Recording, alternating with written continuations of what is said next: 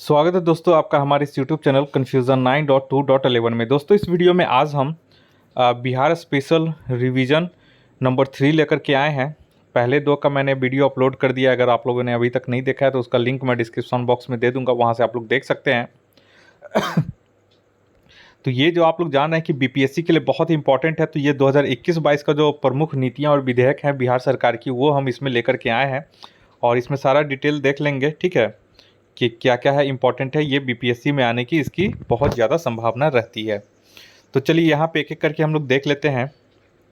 चलिए पहला में आइए, बिहार औद्योगिक निवेश प्रोत्साहन नीति, ये वस्त्र और चर्म के लिए है 2022। तो इसमें जो 3 की पॉइंट्स है वो देखिए। इस नीति के माध्यम से बिहार वस्त्र और चर्म उद्योग के क्षेत्र में एक हब के रूप में स्थापित होगा। दूसरा है कि बिहार में वस्त्र व चर्म उद्योग में निवेश करने के इच्छुक उद्यमियों और निवेशकों को राज्य सरकार 10 करोड़ रुपए तक का अनुदान देगी। तीसरा है, इन उद्योगों में काम करने वाले श्रमिकों को सरकार प्रत्येक महीने 3,000 से लेके 5,000 रुपये तक का वेतन सहयोग भी देगी। मान लीजिए कि आप अगर उद्योग खोलते हैं तो आपको इसमें वस्त्र या चर्म से जुड़ा होना चाहिए, तो इसमें आपको सरकार 10 करोड़ का अनुदान देगी। आप उसमें कोई कर्मचारी रखते हैं जिसका मान लीजिए वेतन 10,000 है, तो इसमें सरकार उस मद में 3,000 या 5,000 देगा। उसी के अनुसार आपको 7,000 या 5,000 आपको अपनी तरफ से देना पड़ेगा और सरकार 3,000 से लेके 5,000 तक रुपए का उसके वेतन मद में आपको सहयोग देगी। नेक्स्ट चलिए, नेक्स्ट आइए। नेक्स्ट दूसरा नंबर बोल रहा है कि ऑक्सीजन उत्पादन प्रोत्साहन नीति 2021। इसमें देखिए की पॉइंट्स क्या हैं। तो बिहार को आत्मनिर्भर बनाने के उद्देश्य से बिहार कैबिनेट ने ऑक्सीजन उत्पादन प्रोत्साहन नीति 2021 को मंजूरी दी है। इससे राज्य के चिकित्सा क्षेत्र को तत्काल लाभ मिलने के साथ साथ भविष्य में ऑक्सीजन के लिए दूसरे राज्यों पर बिहार की निर्भरता भी न के बराबर रहेगी या खत्म हो जाएगी। कोरोना काल में हम लोगों ने देखा कि ऑक्सीजन का कितना डिमांड बढ़ गया था, तो इसी के कारण ये नीति लाया गया है। नेक्स्ट आइए तीसरे नंबर में, मुख्यमंत्री हरित कृषि संयंत्र योजना 2022। इसमें है कि इस योजना के तहत सरकार किसानों को मामूली किराए की सुविधा पर कृषि मशीनरी उपलब्ध करवाएगी। यहाँ पे सरकार उपलब्ध करवाएगी किसान कृषि में यूज होने वाले जो मशीनरीज हैं उसका जो किराया दे करके किसान जो है उसका उपयोग कर सकते हैं। ये सरकार ही मुहैया करवाएगी, कम दाम में किराया देकर आप यूज कर सकते हैं किसान। नेक्स्ट आइए, बिहार नगर पालिका संशोधन अध्यादेश 2020। यहाँ पे देखिएगा ये अध्यादेश था, ठीक है, तो इसको इम्पोर्टेंट रहिएगा। ये विधेयक नहीं था, विधेयक अधिनियम नहीं था, इसको अध्यादेश ला करके लागू किया गया। तो यहाँ पे आइए, बिहार नगर पालिका संशोधन अध्यादेश 2022। ये थोड़ा सा समझने की बात है, इसमें इम्पोर्टेंट। यहाँ पे देखिए क्या बोल रहा है कि बिहार सरकार ने नगर पालिका अध्यादेश में संशोधन करते हुए प्रावधान किया है कि बिहार के प्रत्येक शहर की सरकार के प्रमुख एवं उप प्रमुख वहां के नगर निकाय की सीमा में रहने वाले मतदाताओं के वोट से निर्वाचित होंगे। बिहार के दूसरा बुरा है, बिहार के सभी 19 नगर निगमों के महापौर, उप महापौर तथा 89 परिषदों और 155 नगर पंचायतों के अध्यक्ष और उपाध्यक्ष के निर्वाचन के लिए इस प्रणाली को लागू किया गया है। नेक्स्ट है, इसके लिए नगरपालिका अधिनियम 2007 की धारा 23 और धारा 25 में संशोधन किया गया है। दोनों धाराओं में महापौर, उप महापौर या फिर अध्यक्ष और उपाध्यक्ष को मुख्य पार्षद और उप मुख्य पार्षद के पदनाम से सूचित किया गया है। तो आप देखिए यहाँ पे एक एक चीज़ समझाते हैं। पहले क्या था कि अध्यक्ष या उपाध्यक्ष जो थे या फिर महापौर, उप महापौर, इनका जो चुनाव होता था, ये जो चुनाव करते थे पार्षद लोग, चुनाव इनका करते थे, पार्षद चुनते थे जनता के द्वारा। जनता क्या करता था कि पार्षद को चुनता था और पार्षद जो था वो अध्यक्ष और उपाध्यक्ष को चुनता था। लेकिन अब जो है अध्यक्ष उपाध्यक्ष को सीधे जो है वो जनता चुनेगी, पहला चीज़। दूसरा चीज़ इसमें क्लियर करना है कि ये जो अध्यादेश है ये केवल शहरी क्षेत्रों के लिए है, ठीक है, ग्रामीण क्षेत्रों के लिए इसमें ऐसा नहीं है। ग्रामीण क्षेत्रों में पहले ही जो था वो चलता आ रहा है। यहाँ पे साफ साफ लिखा गया है कि बिहार के प्रत्येक शहर की सरकार के प्रमुख एवं उप प्रमुख, ठीक है, और यहाँ पे नगरों के लिए बात कर रहा है, ग्रामीण क्षेत्रों के लिए बात ये नहीं कर रहा है। तो ध्यान में रखिएगा, जब ऑप्शन में टिक आउट मारिएगा एक से अधिक में, तो उसमें देखिएगा कि ग्रामीण क्षेत्र का बात कर रहा है कि नगर क्षेत्र का बात कर रहा है। तो जो नगर क्षेत्र का बात करेगा वो उसमें ये लागू होगा। तो ये चीज़ आप लोग ध्यान में रखिएगा।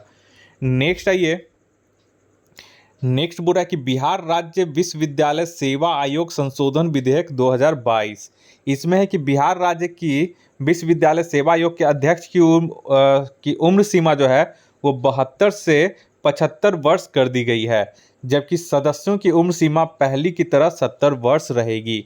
तो ये चीज़ आप लोग ध्यान में रखिएगा कि बिहार राज्य विश्वविद्यालय सेवा आयोग के अध्यक्ष की उम्र सीमा पहले 72 वर्ष थी, जो अब बढ़ा करके 75 वर्ष कर दी गई है, और इनके जो सदस्य होंगे उनका उम्र पहले की तरह 70 वर्ष रहेगी। नेक्स्ट है ये निजी विश्वविद्यालय संशोधन विधेयक 2021।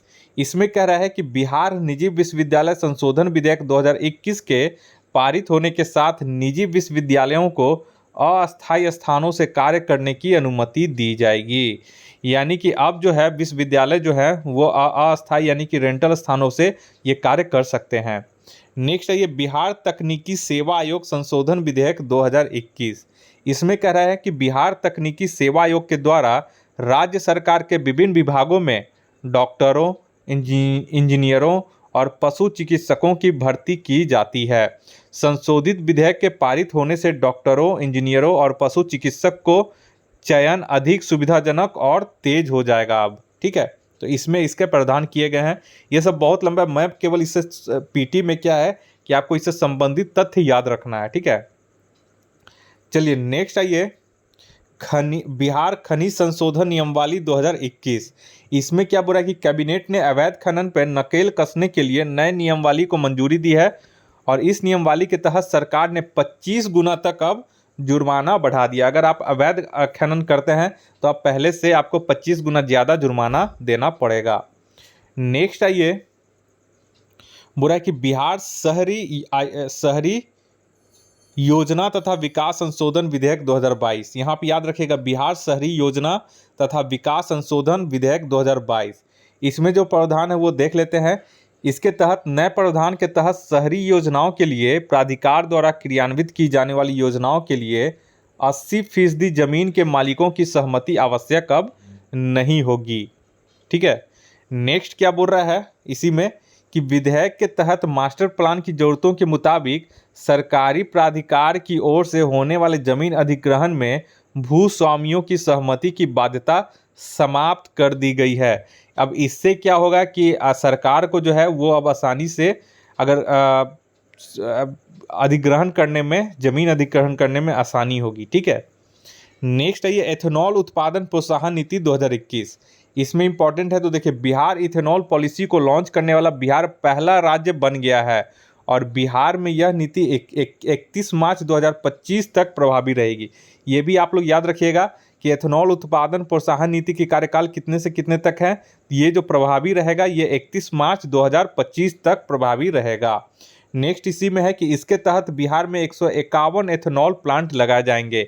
ये सब इंपॉर्टेंट है, आप लोग नोट करते जाइएगा। नेक्स्ट है, पहले से जारी एथेनॉल प्रोजेक्ट को इस नीति का फायदा नहीं मिलेगा। उद्योग विभाग उन्हीं प्रोजेक्ट का अनुदान स्वीकृत करेगी जो केवल इथेनॉल का उत्पादन करेंगे। नेक्स्ट आइए, नेक्स्ट बोल रहा है कि पेयजल उपभोग शुल्क नीति 2021। इसमें बोल रहा है कि अब शहरी इलाकों में रह रहे लोगों को प्रॉपर्टी टैक्स की तरह पेयजल टैक्स भी देना होगा। इसमें 0 से लेकर 4,000 तक जो जितना प्रॉपर्टी टैक्स देता है उसी के अनुसार पेयजल टैक्स भी वसूली की जाएगी। न्यूनतम टैक्स शुल्क जो है इसमें 57 रुपये आ सकता है, लेकिन अभी के लिए यह दर अलग अलग होगी। नेक्स्ट है बिहार कृषि निवेश प्रोत्साहन नीति 2020। इसका उद्देश्य बेहतर तरीके से प्राप्त बेहतर रिटर्न के माध्यम से किसानों की आय में वृद्धि करना है। राज्य में कृषि व्यवसाय की स्थापना के लिए उत्पादन का प्रसंस्करण और सक्षम वातावरण बनाना है। यह नीति अतिरिक्त वित्तीय के माध्यम से कृषि व्यवसाय क्षेत्र में संभावित निवेशकों के रूप में एफपीसी सहायता को बढ़ावा देती है। नेक्स्ट है ये कृषि के क्षेत्र में अब तक बिहार को विभिन्न अलग अलग तरीकों से 5 पुरस्कार लगभग मिल चुके हैं। नेक्स्ट है ये बिहार पुलिस संशोधन विधेयक 2021। इसमें कि इस विधेयक द्वारा पुलिस कर्मियों के तबादले के लिए नया कानून बनेगा। इसके बाद किसी एक प्रक्षेत्र या जिले में पुलिस अधिकारियों का अधिकतम कार्यकाल इससे तय हो जाएगा। नेक्स्ट है बिहार सिविल न्यायालय विधेयक 2021। अब तक बिहार में बंगाल, आगरा और असम सिविल कोर्ट एक्ट ही लागू होता आ रहा था। 134 साल पुराने कानून को बदलते हुए राज्य सरकार ने नया कानून पारित किया है। इससे क्या है कि 1857 के अधिनियम से ही सिविल कोर्ट का संचालन हो रहा था। अब बिहार का एक अपना विधेयक होगा सिविल न्यायालय के लिए। नेक्स्ट आइए, और इसमें आखिरी जो है वो है बिहार सशस्त्र पुलिस बल विधेयक 2021, जो कि विवादों में भी रहा था। इसमें क्या कहा गया है ये ध्यान में रखिएगा, ठीक है। दो चीज़ है यहाँ पे, एक है बिहार पुलिस संशोधन विधेयक 2021, आप लोग देख सकते हैं, और एक है बिहार सशस्त्र पुलिस बल विधेयक 2021। तो ये दोनों में कंफ्यूजन मत कीजिएगा, ठीक है। एक में है बिहार पुलिस संशोधन विधेयक 2021 में है पुलिस कर्मियों के तबादले को लेकर, और ये है बिहार सशस्त्र पुलिस बल विधेयक, इसमें अतिरिक्त जो शक्ति दी गई है उसकी व्याख्या की गई है। तो देख लेते हैं इसमें क्या है। तो बिहार सशस्त्र पुलिस बल विधेयक 2021 में बोल रहा है कि बिहार विशेष सशस्त्र पुलिस विधेयक 2021 बिहार सैन्य पुलिस को नई पहचान और अधिकार देने के लिए लाया गया है। इसमें विशेष सशस्त्र पुलिस बल का गठन किया जाएगा, जो किसी घटना के बाद केवल आशंका के आधार पर या संदेह के आधार पर ही व्यक्ति की तलाशी और गिरफ्तारी कर सकता है। इसमें कोर्ट की वारंट की कोई ज़रूरत नहीं होगी। तो इसी मनमाना अधिकार के कारण इसका थोड़ा विरोध भी हुआ था, ठीक है। तो ये जो था, ये प्रमुख नीतियां जो की हैं बताए हैं वो करवा चुके हैं, और भी बीच में जो वीडियो अपलोड होगा तो उसका भी जो होगा तो और भी कुछ कुछ महत्वपूर्ण नीतियां हैं तो वो भी मैं बीच बीच में वो करवाते रहूँगा, और बीच बीच में और भी कुछ नई टॉपिक जो हैं वो कवर करवाऊँगा। मैं कोशिश कर रहा हूँ कि कम से कम जो हमारे द्वारा बिहार स्पेशल का जो सीरीज़ चलाया जा रहा है रिवीजन, वो जो है उससे करीब आपका 30 से 40 क्वेश्चन तक आ जाए। बिहार का आप लोग देखा है करंट अफेयर्स और जीके जीएस लगा करके करीब बिहार से आपका 45 क्वेश्चन पूछता है। तो ये बहुत इंपॉर्टेंट रोल निभाता है बीपीएससी के एग्ज़ाम में। इस वजह से मैं यहाँ पे बिहार पे ज़्यादा फोकस कर रहा हूँ। अगले में जो है वो मैं कोशिश करूँगा कि बिहार का जो प्राचीन इतिहास से है उससे जो इम्पोर्टेंट 100 क्वेश्चन है वो मैं कल करवा दूँ। तो उम्मीद करते हैं कि आप हमारे इस चैनल को सब्सक्राइब कर लेंगे, ताकि कोई भी वीडियो मैं अपने चैनल पे अपलोड करूंगा तो उसका नोटिफिकेशन सबसे पहले आपके मोबाइल तक पहुंच सकेगा। इस वीडियो को देखने के लिए आप लोग का बहुत बहुत शुक्रिया। आपका दिन मंगलमय हो। धन्यवाद।